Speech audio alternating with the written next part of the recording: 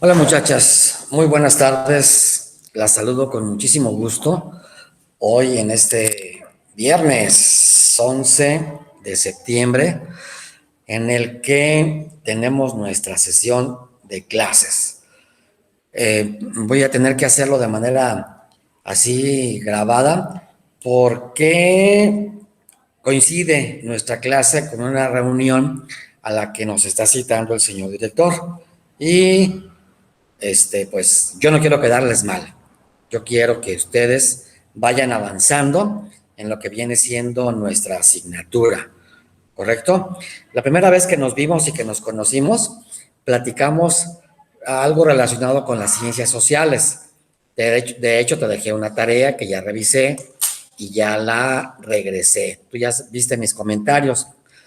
Quiero aclararte que esa actividad no tiene valor, pues es como para darnos una idea, para yo darme una idea de tu forma de pensar, de tus conocimientos previos, aunque ya con el examen diagnóstico, pues ya me di una idea, ¿sale? Ahora, bueno, pues también finalmente vamos a estar juntos 4 años. Sí, 4 años, ¿qué es lo que dura la carrera? La carrera de pedagogía no es una carrera corta. Esas técnicas que duran 1 año y medio. No, no, no, no. Es una carrera larga, profesional, de muchos conocimientos. En el cual hay que adquirir muchos conocimientos, construir muchos conocimientos con distintos especialistas. De tal manera entonces que tú tengas, al final de la carrera, salgas como una profesional en la pedagogía con la terminación de la práctica docente, dado que la pedagogía tiene una amplia gama. Le vas a ir tú entendiendo poco a poquito en el transcurso de la misma carrera a este asunto. Sí, en cuanto a lo que vamos a platicar y vamos a estudiar con servidor, es algo relacionado con lo que se ha llamado la línea histórico-social. ¿Va? Mira, entonces te voy a compartir pantalla para irme apoyando en la explicación que estoy dando. Yo imagino que estás tú ahí y entonces por eso me estoy refiriendo así de esa manera.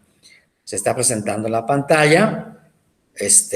Yo te voy a pedir un esfuerzo para que pues no te me distraigas, sino que me sigas todo el ratito que voy a estar yo platicando y entiendas también el asunto de la tarea, que es una tarea muy cortita, puesto que esta es una sesión inicial de la carrera, perdón, de la asignatura. ¿Sale? Mira, ahí te va. La línea que yo voy a trabajar contigo durante este semestre y otros semestres más, con toda seguridad, es la línea sociohistórica. ¿Por qué razón?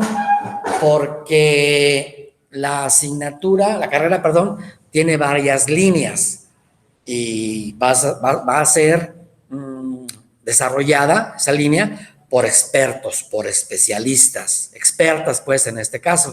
Bueno, también expertos, el profe Paulo y yo pertenecemos al sector masculino del equipo de trabajo y bueno, nuestras compañeras también están acá con nosotros, ¿no? Entonces, la línea sociohistórica, existe la línea pedagógica o psicopedagógica, la línea metodológica, ¿sí? Y así, ¿correcto? Entonces, yo voy a trabajar la línea sociohistórica. ¿Y en qué consiste la línea sociohistórica? Bueno, pues como lo mencionamos el día que tuvimos nuestro curso propedéutico, se refiere pues al asunto de la sociedad. Recordemos que estudiar, conocer, analizar la cuestión de la sociedad es un tema importante dentro de nuestras actividades como profesionales futuros de la pedagogía. ¿Y de qué se trata? Pues se trata de que adquieras tú las habilidades y herramientas, pues para contextualizar, ¿sí?, el hacer del futuro profesional de la educación De modo que los contenidos o conocimientos a construir en el área de concentración profesional se vean referidos a lo que subrayé yo, una realidad concreta. Es decir, tú te estás formando considerando el área sociohistórica para poder entender, comprender, conceptualizar lo que viene siendo la realidad concreta, porque el pedagogo, muchachas y muchachos, no trabaja en el aire.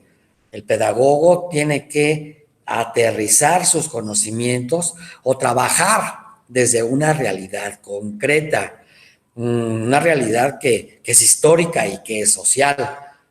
Igualmente a tus niños en un futuro próximo, cuando ya termines y ejerzas la carrera, evidentemente tienes que, para poder, vas a enfrentarte a un sinfín de problemática dentro. Cada niño es un problema, se pudiera decir.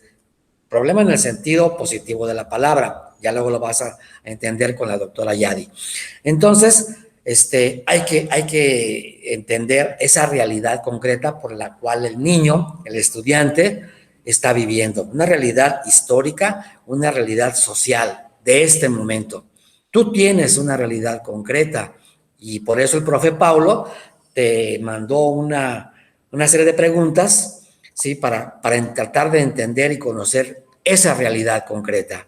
¿Sale? Muy bien. Entonces también tú como futuro profesional de la educación, es necesario que tengas conciencia. ¿Conciencia de qué? De que eres un sujeto histórico, de que eres un sujeto que vive en la historia, que forma parte de la historia. Así como tú requieres adquirir conciencia de ese ser histórico que eres, bueno, pues también los y las compañeras, las y los alumnos que vas a tener, pues también transitan en un proceso histórico. Un sujeto histórico, ¿sí? Que, fíjate bien, voy a leer, no solo desde la formalidad de un texto que defina lo que se quiere con él a través de un plan y programa de estudios ya establecido, impuesto, pues, fíjate bien, se trata de construir desde él y con él y a partir de él el docente del país y las necesidades educativas. Me explico, está bien padre este rollo, porque se trata no solamente de que tú conozcas los planes y programas que la pedagógica está proponiendo que estudies para formarte. Está bien eso, pero no solamente eso, sino que también se requiere que seas con tu conciencia histórica proponer cosas nuevas. ¿Para qué? Para tu autoformación y luego la formación de los niños con los cuales tú vas a trabajar. Pero todo parte de que te tomes tú, que seas consciente de que eres el dueño de tu historia. Qué bonito, ¿no? Eres el dueño de tu historia y por lo tanto puedes transformar esa historia. ¡Uy! ¡Qué padre! Eso está muy interesante. ¡Ay, es que pues ya nací así! ¿Ya qué remedio queda? No, claro que puedes cambiar eso. Lo vimos en el propedéutico. Bueno, pues aquí se refuerzan, muchachas. ¿Correcto? Entonces hay que construir la historia siendo un sujeto histórico. Órale, y tomando en cuenta pues las necesidades educativas, porque las necesidades educativas, me estoy emocionando, porque las necesidades educativas con las que yo me formé como profesor son sumamente distintas a las necesidades educativas y al país pues que en este momento estoy viviendo. Imagínate si yo me quedo, yo salí de la normal hace muchos años, y me quedo con las estrategias que yo aprendí. Estoy tronado, el país es otro, la sociedad es otra, los jóvenes son otros. Entonces hay que ir evolucionando y hay que ir transformando, pues. Pero me estoy considerando como un sujeto histórico, no como un objeto de la historia, no. Soy un sujeto histórico, por lo tanto hay que construirme como tal. Bueno, pues esta línea sociohistórica es de las reflexiones que te invita a hacer, ¿sí? A pensarle, pues, sobre ese asunto. Y aquí tenemos un objetivo de esa línea histórico-social o sociohistórica. Y yo lo dividí en 4. Esa es una cosa, ¿cómo se dice? Un texto que viene así juntito, juntito, juntito. Pero para fines pedagógicas, o pedagógicos, perdón, yo te lo dividí en 4. Ese gran objetivo histórico-social.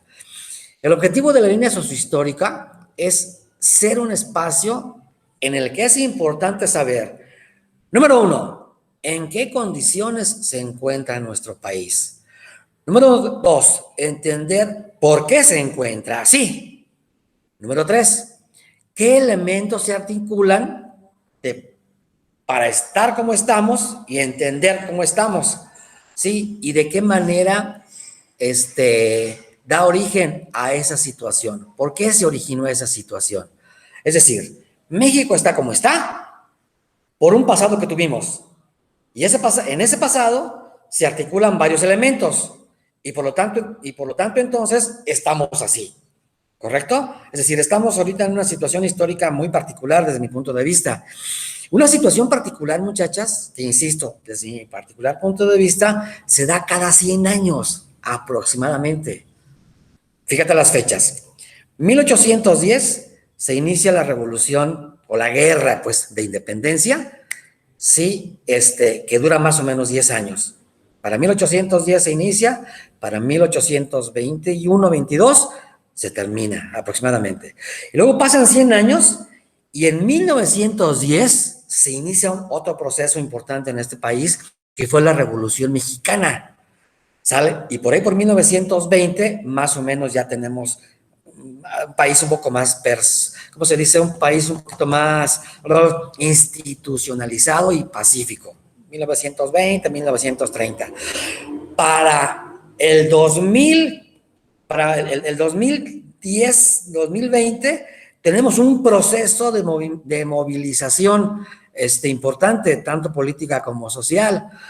1810 hubo balacera, y hubo muchos muertos. 1920 hubo balacera y alrededor de 1 millón de muertos, más o menos. En un país de 10 millones de gente, de repente se muere 1 millón, ahí tú sabrás, ¿no? Si cuenta, si fue algo terrible o no. Y esta es otro movimiento también importante. Ha habido muertos, muchos muertos también, alrededor de 200,000, pero por unas circunstancias, a mi juicio, muy diferentes. ¿Correcto? Entonces, estamos metidos en un asunto importante y es por eso por lo que hay que reflexionar en cuanto a ser un sujeto histórico.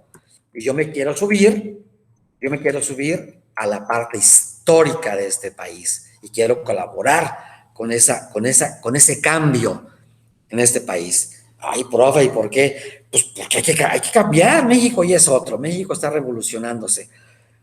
Ok. ¿Están o no de acuerdo ustedes? Yo se los respeto. Pero yo sí me quiero trepar al cambio. Así, se los digo abierto y claramente. Ok. Para lograr este objetivo, este objetivo dividido en 4 partes, sí, supone construir una concepción teórica de la realidad. Y aquí lo pongo entre paréntesis, contenidos conceptuales. Es decir, hay que construir teoría en cuanto a la realidad que se está viviendo. Y los teóricos entonces en 1810 construyeron conceptos teóricos. En 1910, con la revolución, también construyeron conceptos teóricos. Ahora nos toca construir esos conceptos teóricos. Sale pensarle, pues. Bueno, que me estoy emocionando. Voy a repetir. Lo que supone construir una concepción teórica de la realidad, así como la apropiación de formas o estrategias para apropiarse de esa realidad y construir ese conocimiento. Y aquí le llamamos contenidos procedimentales. Es decir, ¿cómo me voy a dar cuenta o cómo voy a analizar yo mi realidad para conceptualizarla, hacer teoría, ¿sí? Y me voy a apoyar en que en algunos pasos, paso número 1, paso número 2, paso número 3. Y por eso se llama contenidos de procedimiento. ¡Ay! ¿Correcto? Tranquila. Ay, profe, está muy enredoso eso. Sí, sí. Mucha gente dice, ay, las ciencias sociales de la historia es puro rollillo ahí. Ahí nomás te aprendes fechas y te aprendes datos y te aprendes personajes y te aprendes situaciones históricas y ya con eso la pasas. No, comadre. La realidad histórica es sumamente pesada y difícil. Permíteme un segundo.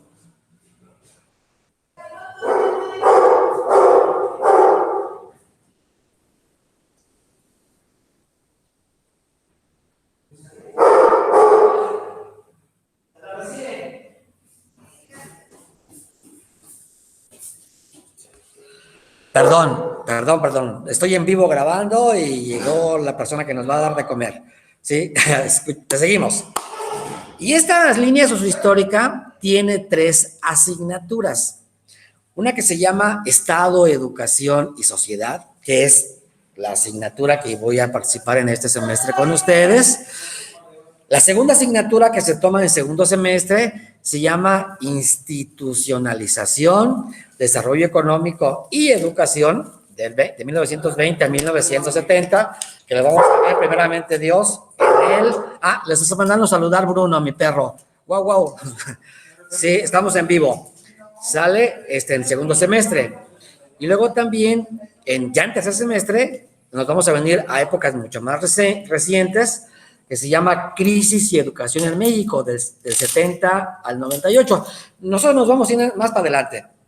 Primeramente Dios, vamos a estudiarlo en tercer semestre, y a mí me gusta aventarlo hasta al 2000, lo más cercano que se pueda a nuestro tiempo, ¿correcto? Entonces, partimos desde el siglo antepasado, vemos todo el siglo pasado, ¿sí? Y algunos años de este siglo.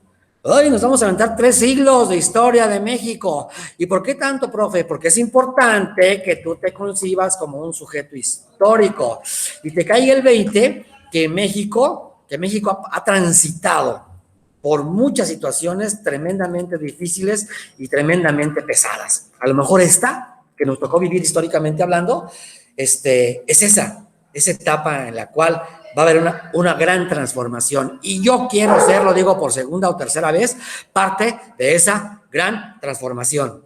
¿Sale? Para dejarle a mis hijos y a mis nietos un México diferente. Es la conciencia histórica. Profe, pero usted no lo va a ver. No le hace. Con que mis nietos vean un México diferente al que me estoy tocando vivir, me doy por satisfechos. Ya ellos que hagan su transformación y su cambio en su momento, ¿correcto? Va. Bien, fíjense bien, en este primer curso se llama, pues, bueno, algunos autores lo ponen de manera diferente: Educación, Estado y Sociedad. Y acá yo más le puse Estado, Educación y Sociedad. Acá le ponen y Sociedad Nacional. Las fechas son las mismas, no hay bronca. Ok, ¿qué vamos a ver entonces acá? Te voy a decir. Debido a que los actores, y lo subrayo la palabra actores, son las personas que hacen los cambios, los actores. Tú eres el actor de tu propia vida y también puedes ser y debes ser el actor de los movimientos sociales ahí en tu barrio, en tu comunidad, en tu vida, pues, para que mejor me entiendas.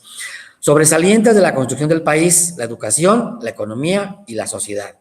¿Cuáles son esos autores? Actores, no autores, actores que actuaron de 1857 a 1920. Según otros autores, eso sí, los autores de este programa manejan 6. Uno de ellos, es muy importante, es el Estado, ¿sale? Otro también muy importante en aquella época, en aquellos años, fue la Iglesia. También el Ejército fue un actor muy importante, pero también los grandes propietarios, aquellos latifundistas que tenían miles de hectáreas. Por ejemplo, los Terrazas en Chihuahua eran dueños de 300,000 hectáreas. Medio Chihuahua era de ellos. Sí, y tenían mucha importancia. como actores políticos, económicos y sociales en el desarrollo en la construcción de este país. Aquí tenemos en lo cortito a los señores Moreno. Ellos fueron los dueños de la hacienda de Guaracha, la que está rumbo a Zamora, ahí pues que pertenece al municipio de Villamar. Esos amigos eran dueños de 10,000 hectáreas, más o menos, hasta que Lázaro Cárdenas la repartió la hacienda. Lo vamos a comentar más para adelante. Entonces tenemos 1, el Estado; 2, la Iglesia; 3, el Ejército; 4, los grandes propietarios con su gran poder económico y político, evidentemente. Se parece a lo que vivimos anteriormente en este país, en el pasado reciente. 5, los intelectuales, sí, la gente pensante, de un bando como del otro, ¿sí? Y las organizaciones políticas y sociales. Bueno, pues todos estos 6 actores se pelearon, se contentaron, se volvieron a pelear, hicieron leyes, tumbaron leyes, ¿qué más? Reestructuraron, trabajaron en la educación, lucharon en contra de la educación. Todas esas personas, pues, construyeron, murieron incluso algunos, pero construyeron, o dieron una gran parte de la pauta para la construcción de lo que somos ahora, México. Porque las sociedades y los estados, pues, no surgen de la nada. No. Surgen de mucho esfuerzo y de mucho trabajo. Y luego más abajo escriben nuestros diseñadores de este programa. Dice, el desempeño de cada uno y todos juntos, sin olvidar a los externos, los externos, vamos a platicar también, hizo posible arribar al siglo XX, no sin antes haber vivido una gran convulsión social, o muchas grandes convulsiones sociales, mismo que posibilitó un país de dimensiones diferentes en gran medida. Sí, recuerda que vinimos de la colonia, pues fuimos un país colonizado por los españoles, por los europeos, específicamente los españoles. Por eso hablamos español, bueno, castellano, por eso somos católicos, bueno, en buena parte de la nación. Por eso montamos a caballo. Aquí en México, en el territorio no había caballos, ni vacas, ni burros, ni borregos, ni trigo. Ellos lo trajeron aquí. Entonces les debemos, son nuestros padres hispanos.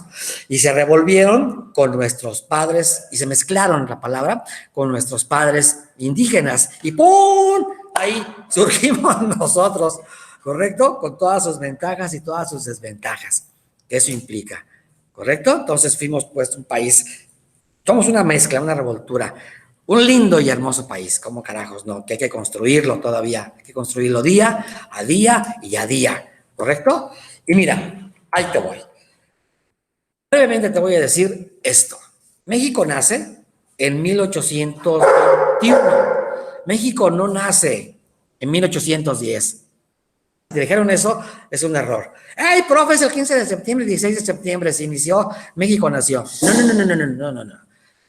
En 1810 se inició la guerra, la revolución, pues, contra los españoles para buscar la independencia. Y eso está entre comillas, porque quien realmente luchó y peleó contra los españoles para lograr la independencia no fue Hidalgo, ni fue Allende. El que tuvo esa idea fue el generalísimo Morelos, compadre. Él sí dijo, al carajo con los españoles. Ay, profe, entonces querían Hidalgo y Allende y Aldama y la corregidora. Ellos tenían otras ideas. Te la dejo de tarea. Bueno, en el 22, pues, nuestro primer gobierno, que tuvimos ya como acta aquí pusimos acta de independencia. Bueno, pues nuestra acta de independencia es nuestra acta de nacimiento. ¿Cuándo? En septiembre de 1821. 10 años después de que iniciaron aquellos amigos con el grito de dolor, de todo ese rollo que nos han dicho. 10 años después, ¡pum!, ya, surge el acta de independencia, se firma el acta de independencia y nuestro primer gobierno fue un imperio. Aquí tenemos. ¿Quién fue nuestro primer gobernante? Agustín I, un michoacano que nació en la antigua Valladolid, hoy Morelia. Órale, güey. Sí, it is nice, ¿no? Y él que hizo un imperio, lo formó y no le fue tan bien, porque lo echaron para afuera, lo corrieron. ¿Correcto? Mientras esto pasa, el amigo Moisés Austin le pide permiso al gobierno mexicano para poblar Texas, la parte más septentrional, se dice, más al norte de México, de las partes más al norte de México. ¿Cómo que más al norte de México? Sí, esto era territorio de México y de la Nueva España, y aquí está Texas, ¿correcto? Y el amigo Austin le dijo a los gobiernos mexicanos, oye, dame chance de poblar Texas. Y el gobierno mexicano, que tenía un chorro de problemas, pues dijo, bueno, ándale pues, quédate con Texas. Bueno, Puebla, Texas, coloniza Texas. El amigo, de hecho hay una ciudad que se llama Austin, creo que es la capital, ¿no? De Texas. No sé, te lo dejo de tarea. Sí, gracias o el recuerdo del amigo Moisés Austin, que fue de los colonizadores primeros. Oiga, profe, ¿también allá había mexicanos? Claro que había mexicanos, pero tan lejos del territorio, tan lejos del centro, que ni quien los pelara, ni quien los pelara. ¿Correcto? Muy bien, entonces corren Agustín de Iturbide y nos volvemos una república federal. ¿Correcto? Y aquí está, mira. Y entonces yo te dejo esta tarea. Aquí, esta es tarea. Diferencias entre las repúblicas centralistas y las federales. Ay, profe, ¿cómo? Sí, porque primero fuimos una república federal y luego fuimos una república centralista y otra vez volvimos a ser una república centralista y luego otra vez volvimos a ser una república federal. Profe, qué relajo de país. Clarines, compadres y comadres. No se trata solamente de aprenderse las fechas y los nombres, se trata de entender los procesos. Por eso acá se habla de contenidos conceptuales y también se habla de contenidos procedimentales. ¿Por qué? ¿Qué cosa motivó a que primero fuéramos una república federal? Ay, carajo. Y luego, ¿qué motivó que fuéramos una república centralista? Ah, carajo. Y luego otra vez fuimos una república centralista. Aquí están las fechas más o menos. ¿Sí? Todo eso se basa o se apoya en una estrategia, en una estrategia de análisis. Ahorita los historiadores o investigadores de la historia ya nos lo dan masticadito y en la boca, República Federal, República Centralista, República Centralista, y otra vez República Federal, ya nos lo dan masticadito, ¿sale? Y nos hablan de unos amigos que se llamaban liberales y otros amigos que se llamaban conservadores, o sea, bueno, corrijo, unos amigos a quien se les llamó liberales y otros amigos a quien se les llamó conservadores. Nuestros amigos, pues, que conceptualizaron y estudiaron, insisto, ya nos lo dan masticadito y en la boca. Pero no, imagínate que estás viviendo en 1840, aquí, por ejemplo, en 1840, y comienzas a analizar este proceso, esta parte de la historia, porque investigaste, porque te metiste en archivos, porque entrevistaste a gente que ha sobrevivido o sobrevivió, y entonces dices, ah, mira, leíste los libros que escribieron estos amigos, ¿sí? Estos amigos. La tarea número 2 es anota los nombres e imágenes de dos líderes conservadores entre el 22 y 55. Anota los nombres e imágenes de dos líderes liberales entre 22 y 55. Pero antes ya investigaste tú. Ah, no, tú acá no. Acá vas a investigar las repúblicas estadísticas y las repúblicas federales, porque los amigos federales luego se les llamó liberales, y a los que querían las repúblicas centralistas, lo formaron, luego se les llamó conservadores. ¿Qué querían estos cuates? ¿Es que los liberales son los buenos y los conservadores son los malos? No. Así se les dice, o se nos dice cuando estábamos en la primaria, y si fuimos a un colegio una escuela de gobierno, nos dijeron que los liberales eran los buenos y los conservadores eran los malos. Pero si fuimos a un colegio de monjas, ahí se nos dijo, que los conservadores eran los buenos y los liberales eran los malos. Ahí, güey, entonces, ¿qué?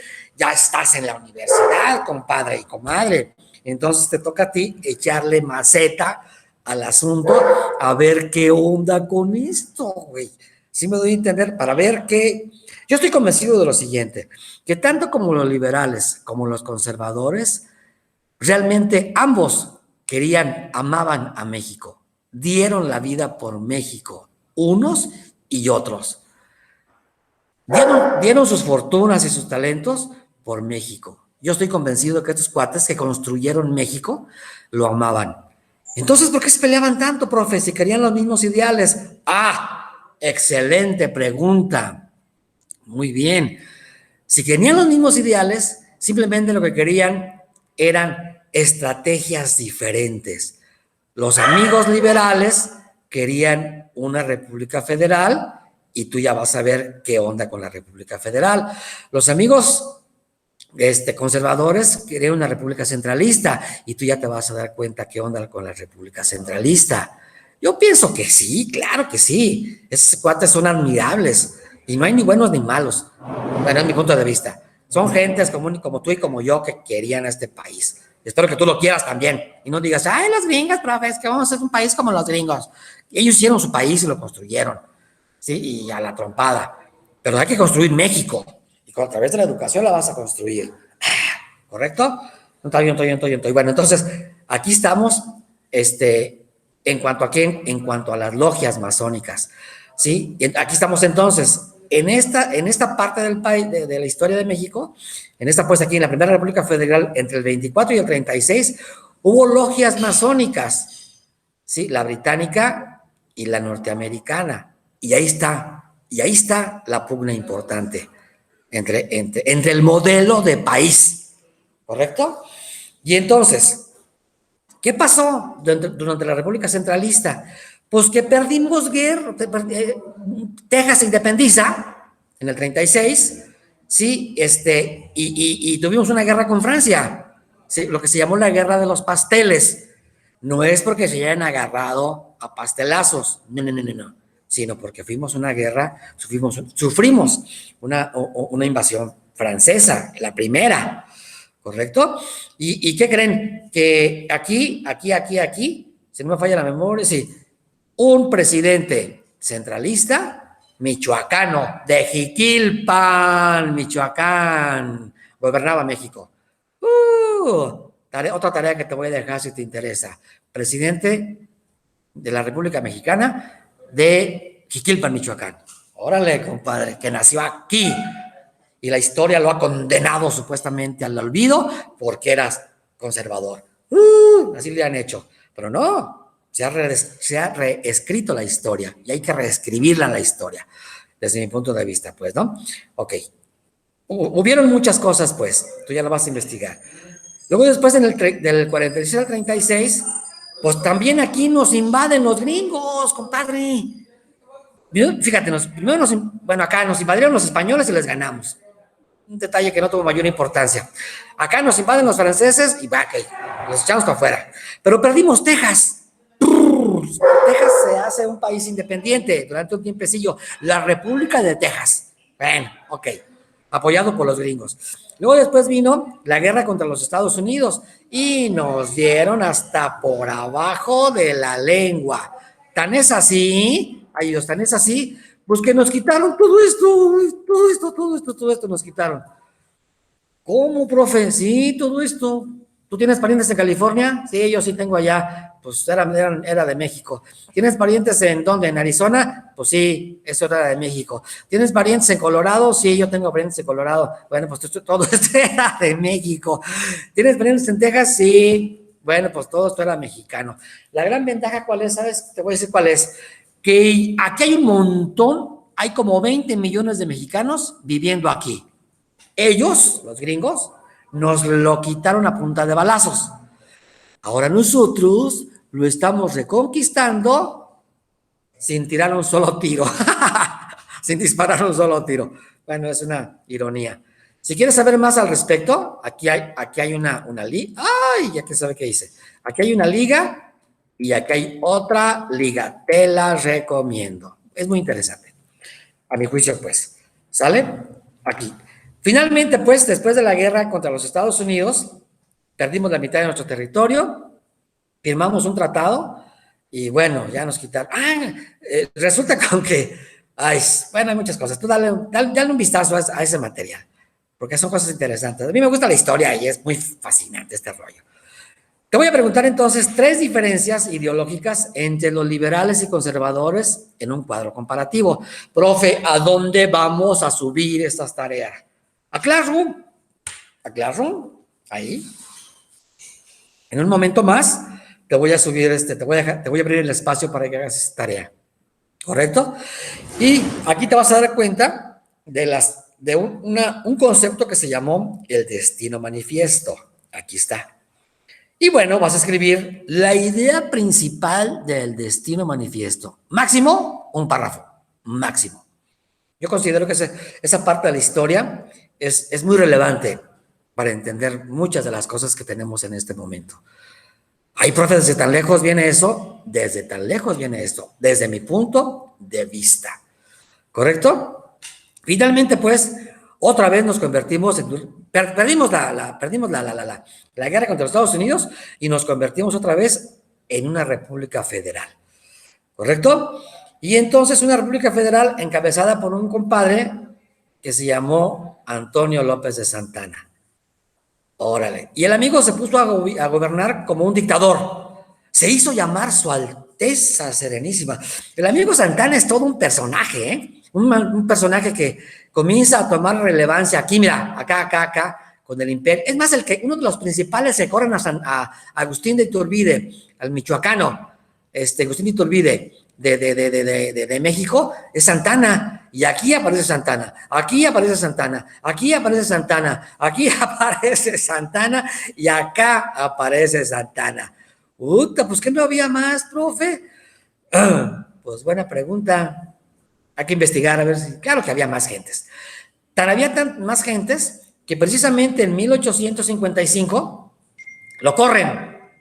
Vámonos a la trompada. Hay una revolución, ¿sí? Una revolución que se le conoce como la Revolución de Ayutla y lo corren a Santana del país. Vámonos a la trompada. Fuchi, a la trompada se va Santana, ¿sí? Y de hecho, no sé si muere aquí en el país. Creo que no. Bueno, se va del país y ya. Y entonces viene un nuevo periodo. Y justamente es donde arranca, muchachos, nuestros conocimientos de historia, ¿sí? Nuestra parte del estudio de la historia. Yo te quise platicar rápidamente esta línea del tiempo, bueno, este círculo del tiempo, este pastel del tiempo, ¿sí? Para ubicarte en un proceso histórico anterior. Y hay todavía más para atrás, ¿eh? Pero ya, si te interesa este rollo de la historia, te lo recomiendo, ¿sí? Porque, además te voy a decir un detalle para que te emociones. ¿Sabes quién hizo la conquista de México? Te voy a decir quién hizo la conquista de México. Los indígenas. ¡Ah! Los españoles, profe. No, la conquista de México la hicieron los indígenas. Espérame. Sí, la conquista de México la hicieron los indígenas. Increíble. ¿Sabes? Y te voy a decir otra cosa. ¿Sabes quién hizo la independencia? Pues los mexicanos, profe. No, la independencia la hicieron los españoles. ¡Ah! A ver. Sí, te la dejo de tarea. ¿Cómo? Sí. La conquista de México la hicieron los indígenas. Y la independencia de México la hicieron los españoles. Eso está de locos, profes. Sí, está de locos. Por eso. Mira, acá irá. Por eso hay que entender muchas cosas de aquí. A ti te va a tocar escribir esta parte de la historia que estamos viviendo en este momento, con el Manuel y el cotorreo y están estas cosas. Ya comienzan los historiadores a hacer apuntes, a hacer a tomar notas. Entonces, ¿cuándo van a escribir esta parte de la historia, profe? Más o menos como de unos 40 años. De unos 40 años, allá por el 2000, ¿qué tú? Por el 2060, ¿lo vivirán ustedes? Yo no. ¿Sí? Los historiadores se van a explicar o van a tratar de entender lo que está pasando en este momento. Así se dan los procesos históricos. Bonito, ¿no? A mí me encanta, pues, este rollo. ¿Sale? Ok, ya. Me salgo. Y me meto para acá. Ya. Voy a detener la presentación. ¿Sí? Y bueno, ya te dejo la tarea. Te dejo la tarea, sí, buen tiempo, alrededor de 40 minutos. Y te dejo muchas dudas, te dejo muchas inquietudes.